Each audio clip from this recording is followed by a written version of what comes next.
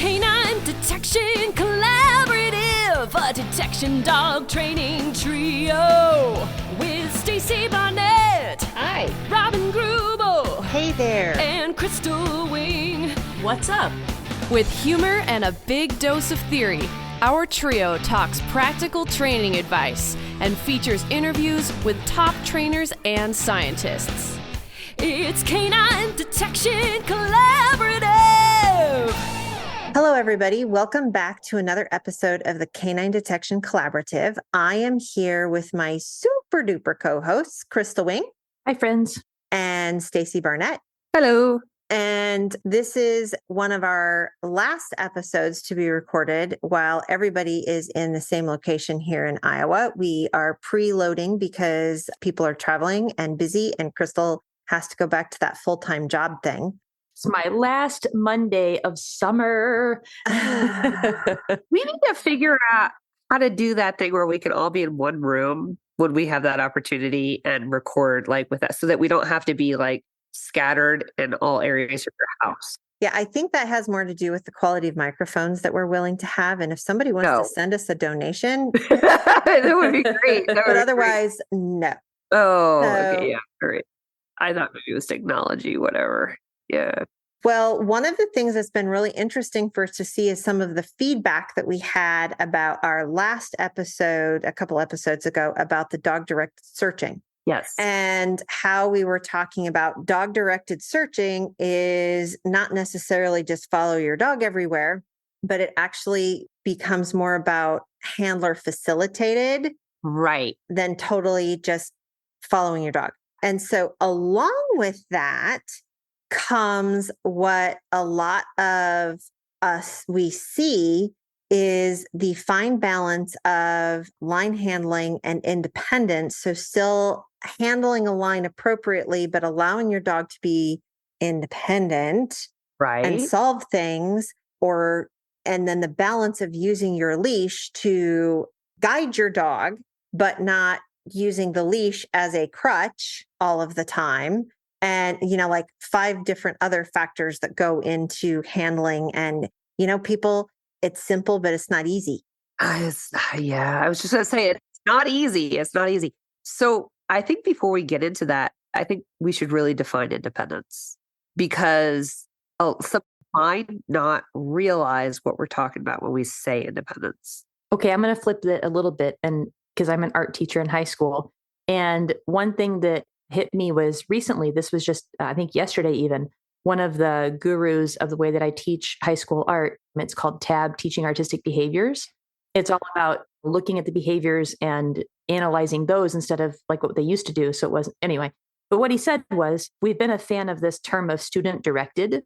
And what I like now is that we're all recognizing that it's not really student directed because that's taking all of that away from us because there's so much that we're providing and doing.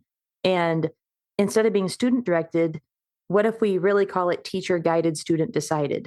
And I think that's where it goes into exactly what we're doing here. So what we're doing in the education world is the same as what we're doing in the dog world. So it's all education. It's all the learner and thinking about it in those terms, but teacher guided, student decided. I liked that a lot. I love that. You shared that and I was like little, whoa. I know, right? Yeah. So here we would say trainer guided and dog decided could be kind of a way to think about it. But I instead of saying dog, I usually say learner, but still dog here is applicable. So trainer guided, dog decided. Yeah. Yeah. Because I think when we think about like dog directed, it's like people get into absolutes, which is kind of part of this when we talk about independence, because they think like, to have independence, the dog has to be absolutely autonomous. And like, no, that's anarchy. Right? Yeah. Nico would love this option. Yes. Yeah. Like here, do you want anarchy or do you want like logical, effective work? Like, and the fact that there's actually a whole lot of middle points in between those two. Yes. Or actually, there's middle point. Well, actually, no, logical, effective work is what we want, but we have anarchy on one side and we have like total directed searching. Yeah. Yeah. No, I get it. Yeah. It's interesting because one of the things robotic or whatever, I don't know. When we start really talking about the line handling piece and independence, One of the things I don't think people actually think about is a skill that a dog needs in order to be effective when you're got them on a collar or on a harness is to load into that collar or harness, that the pressure that goes hey, you're going to go that way, where you have to let them understand how to load in the harness, and teaching them that loading into a harness or into a collar like that is okay, because we spend so much time teaching them not to pull on their collar. That's why Not looking at me on that one. It's a yeah. life goal. Yeah. So, but that's why a lot of the times you see me, if my dogs are in a collar, they're working off leash. Yeah. Because I don't need that put on them. My intermediate step, and people are going to send me hate mail. I get it. I'll take it. I put a Flexi Lead on them. Oh, yeah. Because it creates that constant amount of pressure on their collar. Oh, hey, searching with the Flexi Lead's awesome. Yeah. And it totally alleviates it. That's one of my steps in loading into a collar or loading into a harness, is teaching on a Flexi Lead. Then my line handling skills don't have to be like stellar awesome. So, which is like the whole other aspect of, can you handle a 15-foot line? Or can you handle a Flexi? There's some of that. Yeah. And you have to make sure that your dog isn't powder, because that's just not safe. Yeah. I've tried it with that. That was like, nope. And it's also the activity. So like when I was with Emily Lawrence, we had her on the podcast. And when she came in for the seminar there in St. Louis, I was like, Emily, are you okay if I use a Flexi? And she kind of gave me a half look for a second, like, oh, well, yeah. And most of mine is because it's the way that I use my hands. Sometimes my hands just don't want to behave, and holding that small leash is almost impossible. So I use a horse lead, so it's a little bit larger and I can grab onto it. But the constant pressure that it gives in such a consistent way, it also allows me to practice having my left hand where I want it to be lower to my side. But this is also with footprint tracking. And so the leash handling skills for different areas of detection also has a big impact, because like with the tracking that I do, it's a little bit different than what I would do if I was following the dog, like a nose work type search, but it's still very similar in how I handle. Yeah. And I've done a lot with Flexis actually, and I've used it in a lot of different contexts. I just want to mention, play off of what you're talking about with the hands. I've had students that just don't have the dexterity in their hands for a number of different reasons. And the Flexi is a great tool for them. I've used it for if I want like that intermediate between an off leash and an on leash search. But I've also used it with why I used it, because what I found with him, he doesn't have the confidence to work off leash. So if I wanted a little bit more, I wanted him to kind of take more initiative, which gets into the idea of independence, right? If I needed a little bit more out of him, the weight of a normal line initially was actually too much for him. And I found with a Flexi, he took a little bit more initiative. He was able to develop a little bit more independence. Now that he has that, I've been able to transition back to a normal nose worker line, like a light leather line with him. So it was actually really helpful for that as well. But you do have to know how to use it. Yeah. The really thin biothanes work awesome for me for doing the detail work, like around cars and stuff like that, because it's really light. Those are my favorite. But I do like, 6 feet is long enough. I know some trainers who are doing some of the detection dog stuff, and they do this for a specific reason. They make their handlers in training use 4-foot lines. Oh my God. And the reason why is because you reading your dog at 4 feet away is much different than reading your dog at 15 feet away. So that's part of the training the eye to read the dog that close up. And I'm telling all my students, longer line, you need a longer line. That one's too short for you. Right. Yeah, I use a 15 for you. Yeah. It depends on what you're working on, right? And so, and how you deploy or what you do. Those people who are doing cars a lot along busy highways or whatever, you don't want a 15-foot line. You don't want 15 feet. Yeah. You're going to lasso a semi if you do that. So, my favorite is the Flexi FLEXI brand, and it's the tape. It's like a big bright yellow neon tape. And it's 26 feet, I think. Like that is my go-to leash for everything. But again, that's for tracking. So that's going to be different. But I like the fact that if needed, it can also act as a leash. So if the retractable part ever breaks, but I'm talking like I've had this thing for easily 6 years. of just heavy, heavy use, hitting the end of it, all kinds of damage to it. I use it for, like in distraction camp, I used it. I had the little brown fuzzy thing on the end of it and then had it strung all the way across the room. And then you hit the retractable and it comes flying across. So it's kind of that simulating predator kind of stuff, prey stuff. So I'm talking like Flexis are beast. I love them.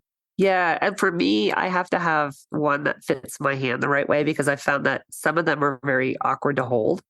So you have to find one that actually is comfortable. I have one that I have to look for which one I actually use, but it is literally, I just take the dogs to potty on it. But I love like for some larger area searches where I may be required to search on leash. But I've sometimes with those, I'll use a 26-foot Flexi, and that allows my dog to search in an off-leash fashion while on leash. And I've done that before because a lot of times they just say, no, you have to be on leash. When I'm looking at this going, I really, really want to work this one off leash, but I can't. So it's kind of like when we were in the donkey barn area and we're like, yes, this would be nice to work it off leash, but there are live animals and you have a dog. So sorry. Right. Exactly. Safety. I mean, yeah, that's really what it comes down to with nose work is they usually designation of when you can go off leash is usually due to safety and insurance situations and stuff like that. Although we're finding, I think at the elite and summit level, especially at the summit level, occasionally they give us a more off-leash option that you wouldn't normally see, except they're like, you know what, you're at this level. You should know really how to search and control your dog at this point. So, you have that option. I'm just thinking now too, it might be interesting to do a challenge where it's I'm thinking like Robin's 4-car garage, not trying to call you out, Robin. I mean, the one that's packed full of stuff. Yeah, but wait till you guys get to search that next because I said something.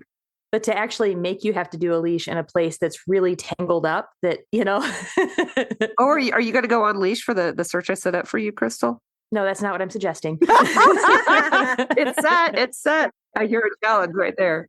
To put yourself in a situation, I've been there when we're doing a lot of vehicles and we're working vehicles that are not set up nicely because they're in lots or tow lots. And so they vary in width apart of anywhere from 5 feet down to 6 inches. Right. And it's being able to handle and leash in that scenario is really difficult because it's getting hooked up on everything.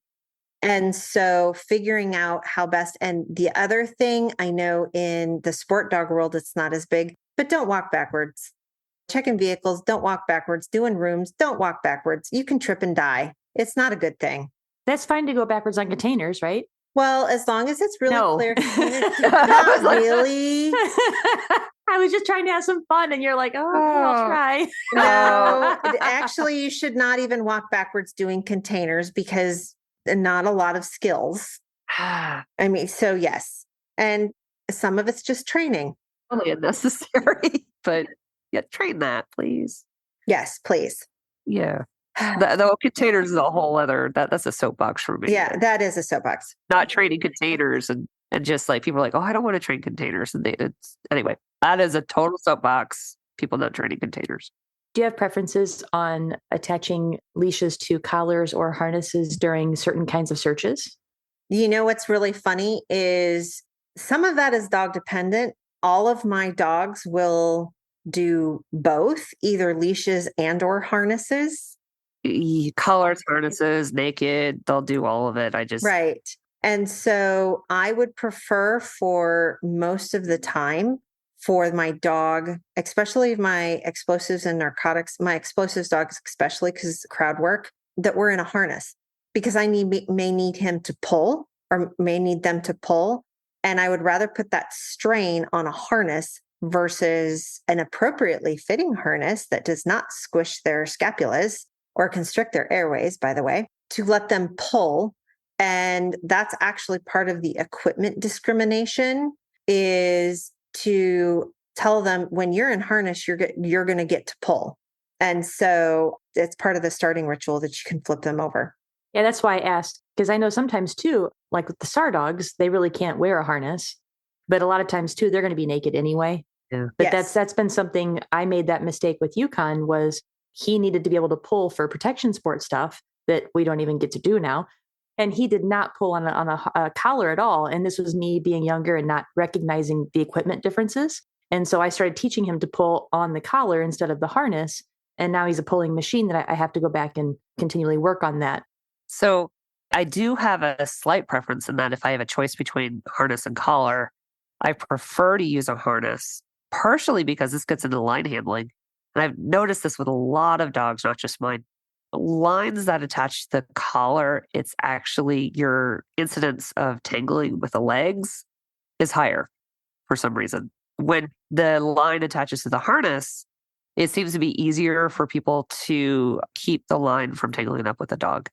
We have that in protection sports. Yeah, because if the dog spins around, well, now it's around their neck, which goes around a leg, versus when it's on the back point, you can lift your arms up to then keep it higher and they don't tangle. Exactly. The other thing that I'm going to get probably crucified for this, because I know it's a fault in some areas with the American Kennel Club, is letting the line drag behind me. I handle like a tracking line, usually with my girls. And it's actually for safety, because the speed at which like powder moves, for instance, I need a hand over hand ability to manage that line. So I know it's kind of like, oh, you shouldn't let the line touch the ground or whatever. But that's the way I prefer to handle. If I'm forced to put the loop over my wrist, I will. But I think it can cause a whole lot of issues personally. So you're saying letting go of it completely so it's dragging? Yeah, I do. I put the tail out behind me. And I do that. I can also manage the tail and keep it from wrapping on stuff or whatever. But I do it because I have to be able to quickly let the line in and out because of the speed that the girls are working, especially her, the speed that she works. I have to be able to drop lines, pick them up, and she's kind of a little bit of a bullet. In your venues, are you allowed to completely drop them if they say they have to be online? You can drop them for instance, if they go under something. And you're supposed to be on leash, you can drop it if you have the intention of quickly picking them up on the other side. So you have to make the effort of picking it back up again. So what you can't do is just drop it, stand back, and just watch. So, right, it was like, oh, no, they're really online. No, they're not really like that. They're dragging it. They're technically on some piece of fabric, leather, whatever, but they're not really on leash. But yeah, if they're going to wrap up against something, you don't have to like try to like crochet with your line or whatever to try to keep a handle. I like that visual. Yes, yeah, exactly. I was thinking like knitting, it's like, dog how fast can you put in and take out stitches, right? Yeah. Right, Yeah. right. Which gets back to the flexi issue, right? It takes real skill to handle a flexi in a situation where the dog can go under things. Speaking from experience, I have a short dog that I did a lot of flexi handling with. So he's 15 inches tops at the wither. So he would be going under things and you have to really know how to pass it to be able to handle that. And it's really easy for those things to get caught and hung up, and it can take a lot of time to unhook them. So I'm a little selective with when I might use a flexi in competition. Just search area dependent. Go back to the flexi cup. Yeah. And I really do think that one of the things we had people do, and we've done it for several other classes, is having people pretend to be dogs. Yeah. Oh, that was fun at a distraction camp. That was great. Yeah. So you can tell your dog to be a pain or to be a nice dog, but it at least gives you line handling experience and you're not so worried about correcting your dog. But it's also one of those reasons why teaching the dog to load into the harness, if you're going to use a harness as an equipment cue, and then understanding how to let the line play out and do a soft stop instead of a hard stop, because a hard stop on the end of a line can still be a correction, yep, even if they're in a harness. And so when you have some of those dogs who if you look at them cross-eyed, they're like, yeah, that's a correction. You don't want to do those hard stops. And so understanding how to do that. And I rode horses in high school, so I know enough to be really, really dangerous, but it's equivalent of you've got a really soft mouth horse. Yes. And that's how I want to think about what I'm doing with my line, as a line of communication. And the dogs can feel. It should feel like a handshake, or you're just kind of like like you're holding hands, right? I guess that's better than a handshake. Like you're holding Yes. hands with somebody. Like that's like a good amount of tension where you're not like squeezing their, like trying to break their knuckles, right? It's just like a soft hand hold. That's kind of how I feel about it. Crystal, you guys have any games that you play for line handling stuff out of your tracking experience? Yeah, we hook leashes up to each other. So that's always helpful because your dog is on a very particular track. And so a lot of times I'll have like my left thumb on my left leg as low as I can possibly get it. And I attach it to like my outer seam or the front of my quad, but usually I like the outer seam. And then my right hand is holding the end of the leash. And what I try to do is to, when the other person is moving away, then I move my right hand so that it gets closer to my left. And so it's the one that's controlling the slack of the leash. And my left hand is just a loop and it's allowing the leash to go through like a little eyelet. And then until my hand gets in front of me, I can't move my feet until that point gets crossed. And so as a little game we play, it's just we pick a point as to when your right hand, however close it gets to your left hand, you can't move your feet until then. And then when the dog stops being the human, then you have to like back your right hand back out to get the length of that leash. So it's kind of just, I don't know, it's a back and forth kind of game that you're playing with your hand, but we always set like different criteria for each handler to kind of practice. The one that people kind of laughed at me about was I had my Roomba. I know. I was just thinking about that. I'm like, isn't there a video of you handling a Roomba? Yeah, I was trying to figure out how to explain that to my friend in Minnesota. And I was like, oh, I'll just do this real quick. And I was just running out the door. I mean, it was great. I just was like, yeah, I could show this real fast. She's like, I don't have anybody. Because I talked about how we would have kids run around and we would attach leashes to the kids. That's kind of a fun game, like nieces and nephews and not like random kids in the neighborhood. Oh boy, yes. I should kind of clarify that a little. Yes. Lasso a kid. Leash up a neighbor. Hey, come get your damn kid. No. So I was just real quick, made a little video of leashing up my little dirty deed. That's my Roomba's name.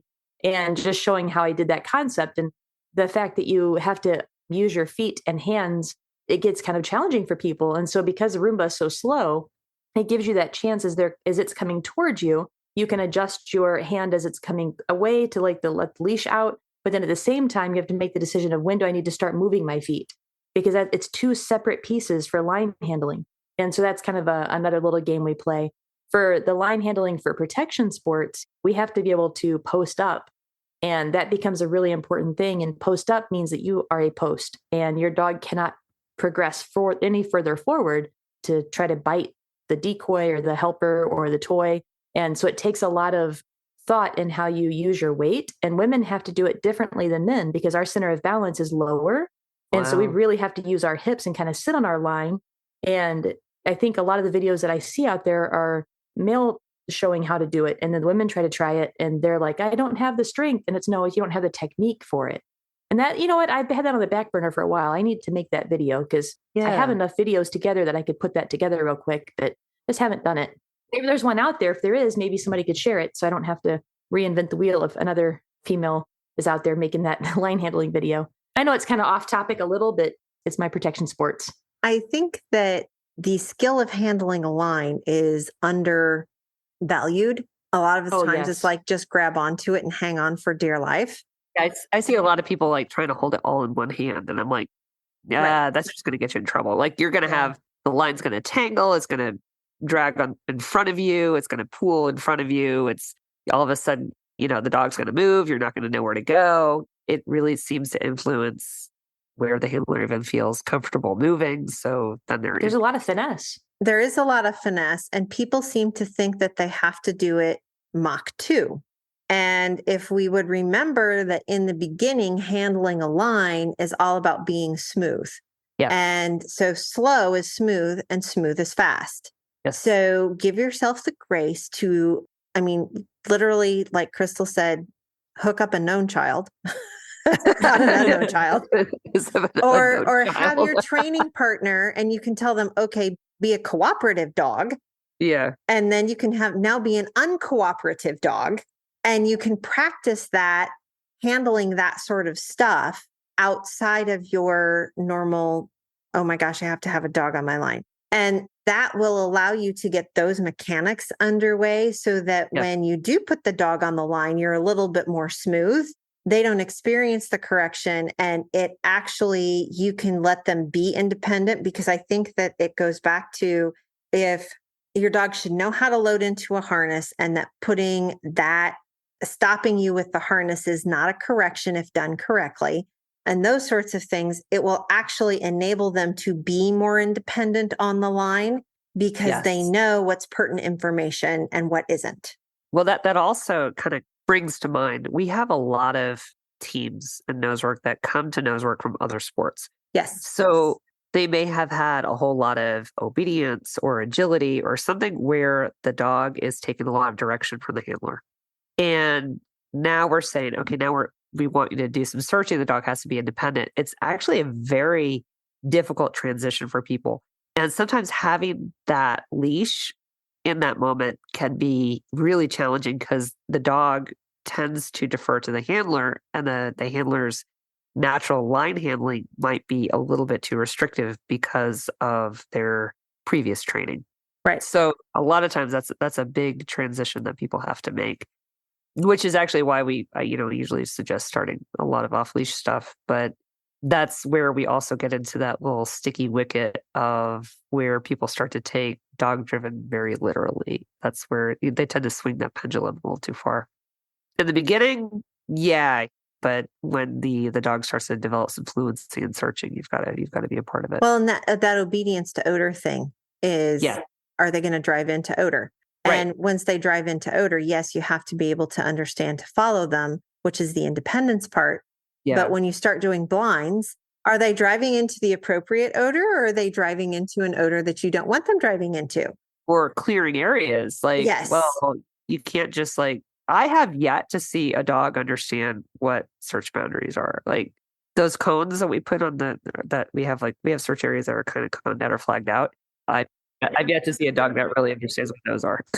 Wait. You don't just tell them? You don't say, hey. No, they say, by the way, search area only goes over there. And don't forget that other area is in play too. I've never had a conversation with my dog. No. Well, and the fact that odor doesn't obey. No. Either. And so that's one of those things. If they're chasing odor and they go across a boundary, you need to be able to wrangle them in so that they spend time in a productive area. Yeah. Yeah. Yeah. Or get the information slightly out, but then start to move back in and oh, well, where could that odor be coming from? Oh, maybe it's over there. Hey, lassie, whatever. Right. This way. Right. Exactly. That's one of those things when we start thinking about all of those skill sets the dogs need to have, loading into a harness, loading into a collar. The handler needs to understand line handling, all of those sorts of things. How do you teach those? And then how can the handler work on their stuff? So it's a lot. It is. So here was mine from this last week. I have two parts to this. One, I found myself several times saying, you have a leash. You have a leash. So when the dog is in the distraction, I would either get the, no, don't do that. And I would say, you have a leash. Right. And so I think sometimes we forget that we have this management tool that we can pull them away from the thing, and we don't have to use our voices as much. And it can be a really helpful tool. The one that I'm thinking about was I had radish searching in a vehicle area where there was some really highly distracting. There's a critter nest, and there's I remember the search. Yeah. Several piles of raccoon poo. And there was one corner where the odor was presenting, but it was also right in the same hole where the critters lived. Yep. And so when they're only a few feet from each other, I needed a way to manage that. And it took me 2 pass-bys to go, you have a leash. Right. So I went over and I put the leash on her, and then I was able to just keep her that extra 6 inches away from the critter, that she was able to then go, wait a minute, there's also this really strong, actually it wasn't really strong, but there's an odor here that I need to follow up. And just that little bit of help is all she needed. And I was just racking my brains in that moment. Like, how can I help her? I couldn't step in and block the critter hole because I'd be where I was perceiving the odor to be. So it's a tool that we can use in a really successful way. You have a leash. Right. If we really start thinking about leashes as that umbilical cord that you can get a lot of information, because early in Dash's career, when we were doing I was working through an odor pool issue due to the sources that I was using. And he would go into a trained final response on what I knew was an odor pool. Yeah. And because we'd worked on some bridging exercises, I could actually very lightly, in listener land can't see this, I'm trying so hard that I can't hear anything while I'm looking. That was... Yes. Well, that was a direct jab, right? Well, you know what? This is why you turn down the radio when you're trying to look for directions on the road. But anyway. Yes, she's making fun of me for you guys. This is something I actually said out loud. It's okay. We're cooking. Yeah. And so Dash would be in a sit, and I would actually, until he got through this we worked through this. It took us about 3 months to work through it. I'd actually ask him with his lead, and I'm like, are you sure? And all it was is I'm literally doing 2 small, are you sure on his line. And it didn't matter if it was a Flexi or if it was a biothane or a leather lead. And he would respond by either getting up and reacquiring the same spot, or he'd get up and continue to hunt. Or double down on that spot. or he would double down on the spot. I mean, those were like the 3 options. And at the point where he was consistently always doubling down on the same spot, I was like, we're good. Now he understands the assignment. Gotcha. Those sorts of things they can be a teaching tool or it can be a crutch. So it's a very fine line. But what you said there too is important, that it shouldn't take a lot of movement from your hand even. So I was Lisa Higgins last year, I think we were on the boat, and she had mentioned that it's just a twist of the wrist. And so when if the line is coming through your fingers and it's going between your ring finger and your pinky, that's a nice gripping point. And I know I use it in the horse world, but I've used it now in dog world because it's been a really helpful thing. But having your hand so it's parallel to the ground, almost like you're just lifting your hand above the ground. And then if you twist your wrist just so that your pinky is now facing the ground, so just that 90-degree twist, that enough should be the information for your dog. But if they don't have properly fitted equipment, so if it's on a really loose collar or a really loose harness, they're not going to feel that. And that was something that at Distraction Camp, we had Ronnie, who is really cool. We get to have a Ronnie podcast next. So yay. But she's in the canine fitness world as well as all the other stuff. But when she was able to fit the harness properly on one of the dogs at the camp, it was lovely to see the difference that the line handling made was tremendous for that team. It was just night and day. And I had seen that the harness wasn't fitting properly, but I didn't feel, qualified enough to really make those suggestions. So I really like that she gave me the confidence to say, that's not quite right. And let's see if we can adjust it. Yeah. So it's important to have good eyes to see that your equipment is proper for your dog. Last year, I don't know if you remember this, Distraction Camp 1, we had one dog where we're like, why is she so handler focused? And it was one of these things where all of a sudden it's like, wait, your harness was just not the appropriate for what she wanted to do. Because the dog was incredible off leash. She changed the harness and all of a sudden the dog was incredible. And it was just like minor tweak and equipment. And the dog was like a totally different dog. I'm also thinking, when I watch the handlers with having to work the 6-foot leashes, and it is so much harder to read your dog because you don't get to step back and see the full picture. And I saw that a lot the last couple of weeks with Distraction Camp dogs, the ones that were on lead most of the time and the ones that were off lead, and how many things the handler couldn't see because us from the side could see it. Yeah. They could see the tail and they could see the tail. That is one reason why I handle on a 15-foot line most of the time, because it's this use Robin's version, like that heads up display. We talked about that before. She's got her body language around that word is really unique. It is. And with little jazz hands and everything. Little jazz hands up, right? Sprinkle fingers. Yes. Exactly.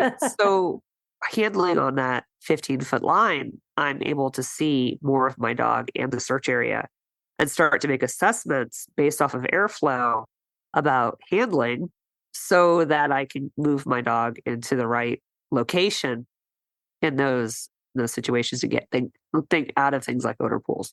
And having that longer line gives me that opportunity. When you have a shorter leash, Robin, I know you've talked about that with your bomb dogs too.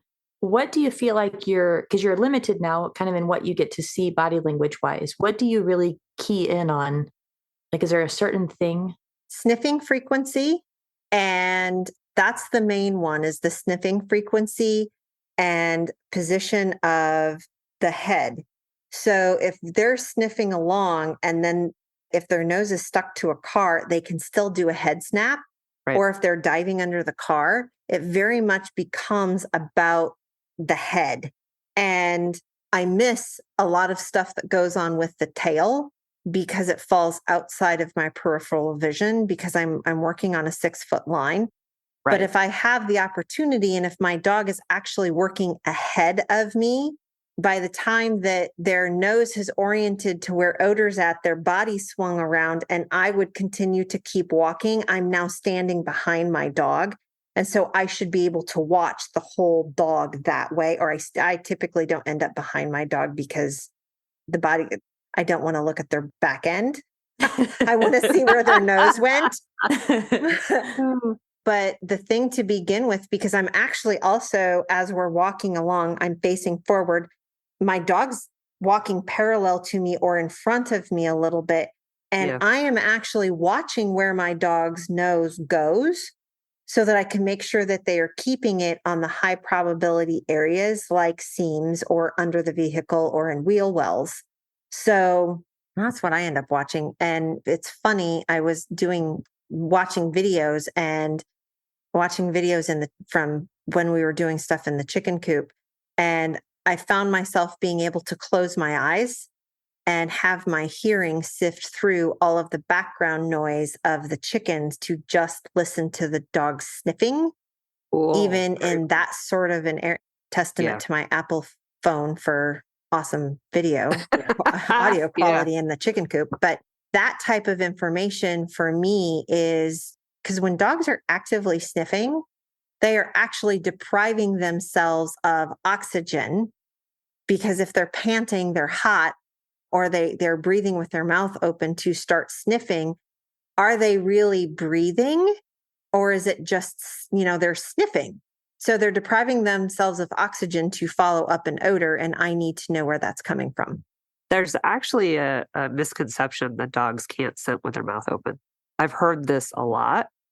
I just want to dispel that myth right here. Right. So that just because they have their mouth open that they can't smell. The breathing out or breathing in is probably more of an issue than can they smell? Yeah. I've seen a lot of dogs scent with their mouth open. I mean, it happens all the time. But there is a myth out there. So we are. I didn't realize that was out there. All about myth busting. Look at us go. Busted. Yep. You're so funny. Busted. Busted. So Stacy, with Robin, I hear more about the sniffing frequency as what she's able to key in on with the 6-foot. At the 15-foot, what do you feel like are the main things you're able to use in the moment? Oh gosh, I could use observation-based stuff. But what I like to do is I like to look at the dog as a whole, right? I look at intensity. I look at a lot of the intensity. I look at the musculature of the dog. I like to look at the nose height and how that starts to vary, because you can start to see it's almost like the dog kind of hits that air current and kind of floats on it a little bit. And when I start to see that sort of stuff, there's a whole lot of information there. But the energy that the dog is in definitely has a big indication. So when a dog's moving, regardless of the dog's natural energy level, you start to see an uptick as soon as that dog enters odor. And it's not necessarily specific to any one body part, but when you see that energy uptick, I'm like, that dog's in odor. And that for me is a big thing that you can see on a 15-foot line or 12 feet. See, I'm on a 10 meter, so it's around 33 feet line. That's a long line. That is. Yeah. For competition, we have to be at the very, very end of it too. And your arm is extended out. Ooh. And it's not dragging on the ground. So it has to be in the air, and the dog's nose has to be down and hitting every single footprint back and forth. Wow. And in learning how to read the dog there, I mean, really, I'm looking at their butt. I mean, that's, it's like the tracking trailing picture. Yeah. And what's really helpful for us is we'll do circle tracks, for instance. And on that, I take them off leash and I do like a 40-step circle. And usually it's lured, so there's food in every footprint. But that gives such a great opportunity to see the dog from the side that we don't typically get to see, except for like when they're making a turn and we're following them, we kind of get to see that. But so much of the time, it's really difficult to understand with our tracking dog. Are they on the right track? Are they kind of faking it? And they're just continuing with their nose down. They'll even keep going back and forth because they love tracking so much. I think I have to assume things. And they don't want to stop, but they're like, I'm off the track. It's like, okay, what's going on here? But when you're able to do more circle tracks where you get to read their body language, that's when you start to see, okay, I saw a change in the top line and I saw a change in the intensity, and it's subtle, but it's just enough to go, are you still on that track? On a lot of these fields, you don't know exactly where the footprints are. Like, we're very lucky to have a sod farm, and you can see the actual footprints. So if they're off by just a little bit, you know exactly when. And so it's a great place to be able to learn something, is to have that really manicured grass.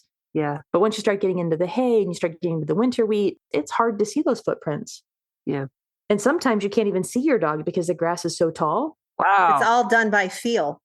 Yeah, it's all feel. And those are the ones that really feel magical, because you can feel in the leash that little bit of change. And I've also challenged myself even on the sod with my advanced dog. So with Quinn, I had done several tracks where I just closed my eyes and I just followed behind him with the feel of the leash. Wow. And that was a special thing. I wouldn't do that as I'm teaching, but he's already got his top level of what he does. I only went to a 3 with him. I didn't go to like FHs or craziness, but it was really magical to just have that feel of exactly where the line should be, and for us to be that team. So you get to be that experienced team. That's also kind of a fun challenge you can do. This is where I don't want to tell the story about when I was a kid and close my eyes and let my dog guide me into a whatever. Anyway. Yeah, probably not a great plan. I think I was like 8 years old, but okay. Well, you have to try things. And that's why I'm saying this is for an experienced team, like gonna go back to that. Yeah. But it is interesting to feel your line handling when you can't see, or you limit one of your senses. It's right. It tunes you into exactly what that line should feel like, and just the slightest pressure and how that can change. I like that. One of the exercises that we often do with our detection dog handlers is we actually shut off the lights. Yep. And have listened to the sniffing. So other than the fact of you might die if you shut your eyes and do your line handling that way. Right.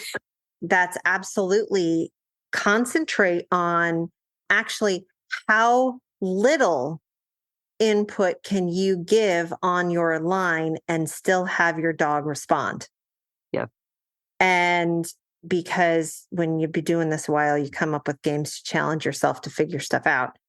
That's one of those things that I have tried to really think of, okay, if I do this, will my dog respond? Some of that tests how responsive they are to information coming in from their collar and everything that is good for me to know when we're working.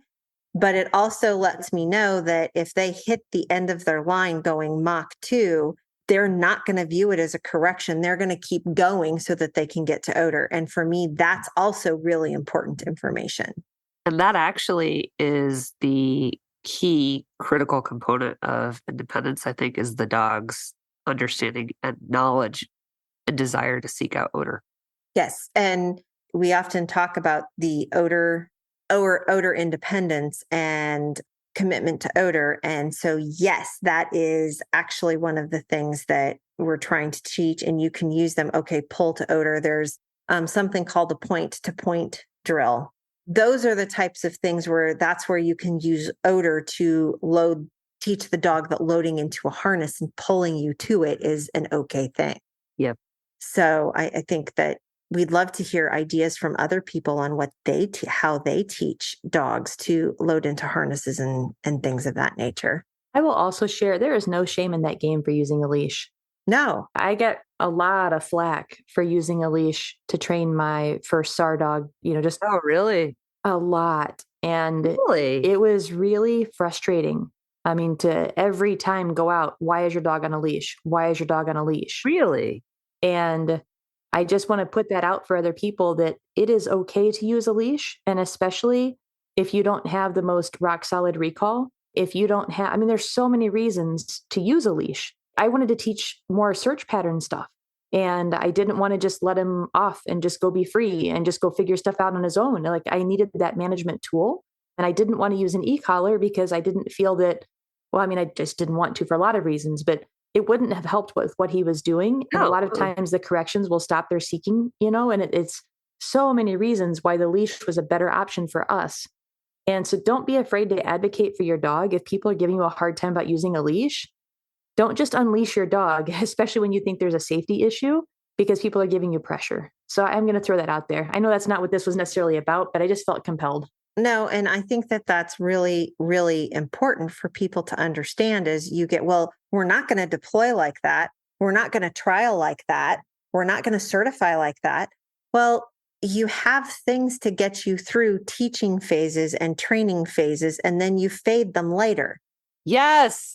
Amen. Yes. Yeah. So, Exactly. Don't be afraid I'm training today. And part of my training plan includes me using a leash because we're working a public park. Yeah. I want to make sure my dog doesn't do something stupid like run after a squirrel because they're, you know what? They are dogs. Yep. And people having picnics. Yeah. And I don't want to expect that much of my dog. It's above his pay grade. And I guess I look at it that way. If you can get the lesson across and you can relieve an amount of stress by having your dog on leash and they still can learn the concept or lesson you want them to learn, by all means, do that. I kind of go also from the fact of the unleash off leash is that if I'm thinking about from a competitive perspective, what other people do is not necessarily what you should do. I hear a lot of like, well, so-and-so went off leash in the search, I should too. A leash is not a bad thing. Correct. And flexi leashes are not a bad thing unless you're at the vet and you're letting your dog come visit my dog who is hurt and you're letting your dog or you're carrying 12 of them and you're trying to walk your dog through or you let the dog run up to somebody on the Flexi Lead. Yeah. And please have good Flexi Lead. No lie, I saw somebody with 4 small dogs on 4 Flexis once. Yeah. And we're talking handling and sport and detection and using them in a thoughtful training way of having a plan. Yeah. And I use them for traveling, especially because I do too. My potties? Gosh. I mean, to do pottying? Absolutely. Flexi means potty for my dogs, unless they're searching. Especially, I have a spinner. They have to spin in like 5 circles before they go they go poop. And I'm like, really? That actually has turned into a cue for me with why. I'm like, do your circles. That means do your circles. Very nice. Yeah. Okay, ladies, a great. We've got I know. Awesome. Thought-provoking. Thank you so much for spending time with us, everybody, and listening to our little tangents and things. Please keep checking the social media because we're going to announce a roundtable soon where you can submit questions and things of that nature. So keep that on your radar and go train. Canine Detection Collaborative! We appreciate the time you spend with us. If you liked this episode, not only should you follow us so you don't miss the next one, but please also rate and review us in your favorite podcast app. For info on collaborating with us, go to k9detectioncollaborative.com. That's K9detectioncollaborative.com, where you can find our socials and pick up our latest monthly freebie. Join us again to talk training in the next episode.